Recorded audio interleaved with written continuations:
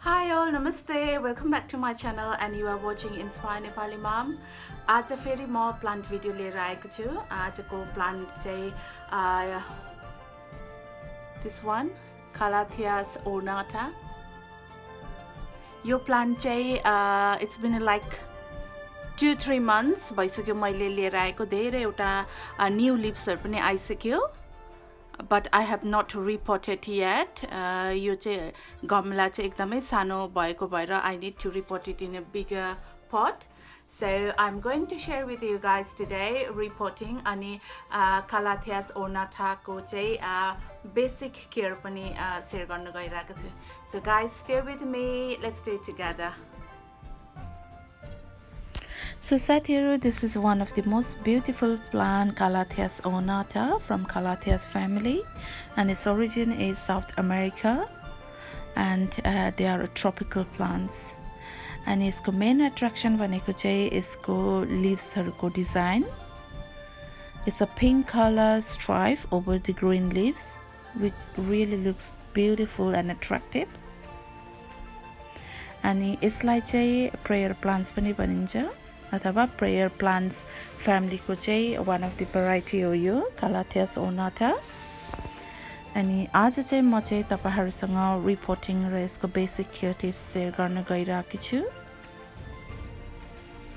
मैले सुरुमा किन्दाखेरि चाहिँ यो 3-4 वटा मात्रै पातहरु थियो यसको. In very short span of time कति धेरै पातहरु पलायो, which it really looks beautiful and healthy. अनि रिपोर्टिङ गर्नुको लागि चाहिँ मसँग अलरेडी बिगर पटमा सोइल छ. अनि रिपोर्ट गर्दाखेरि चाहिँ यसको ओरिजिनल पटमा भएको सोइल सँगै रिपोर्ट गर्यो भने चाहिँ देयर इज लेस चान्स प्लान्टहरु चाहिँ मर्ने लेस चान्स हुन्छ. At the same time, we need to see their roots at the time of repotting. If they are healthy, अथवा मर्नु लागेको छ कि त्यतिखेर चाहिँ we need to see. अनि चाहे अनुसार सोइल राखेर चाहिँ मिलाउने. अनि यसको बेसिक केयरमा चाहिँ first thing is sunlight. Sunlight भन्दाखेरि चाहिँ they prefer strong bright sunlight but indirect अथवा shady type को हुनु पर्दछ. So bright indirect sunlight it prefers.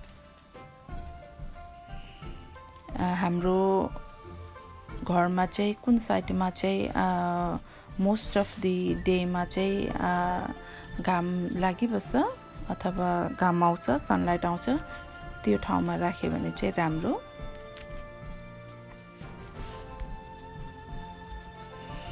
अनि second is watering.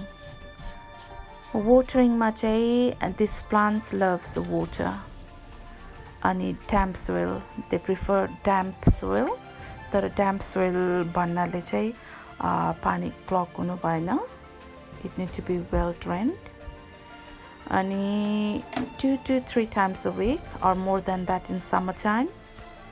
And make sure pani हाल्दाखेरि चाहिँ यसको चाहिँ soil top soil चाहिँ dry भएको हुनु हुँदैन. अनि humidity मा चाहिँ this plant loves high humidity.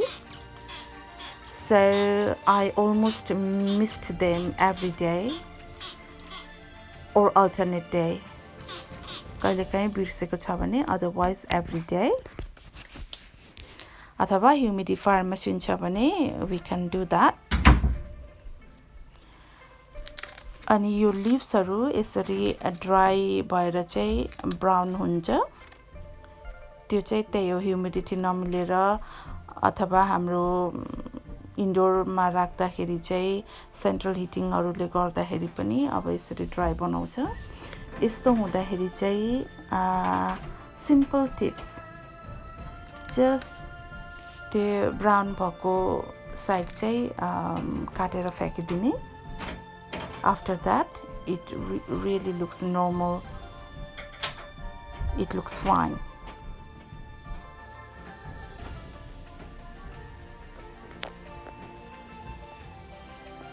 So it should be fine. So guys, that's the end of my video today. कस्तो लाग्यो तपाईहरुलाई? Please don't forget to leave feedback. अनि यदि तपाई मेरो च्यानलमा फर्स्ट टाइम आउनु भएको छ भने please don't forget to subscribe my channel अनि त्यसपछि कन्टिन्यू साथ सपोर्ट दिइराख्नु भएको मेरो साथीहरुलाई चाहिँ हार्दिक धन्यवाद दिन चाहन्छु. अनि I will come next week with some other videos. Until then, bye, take care.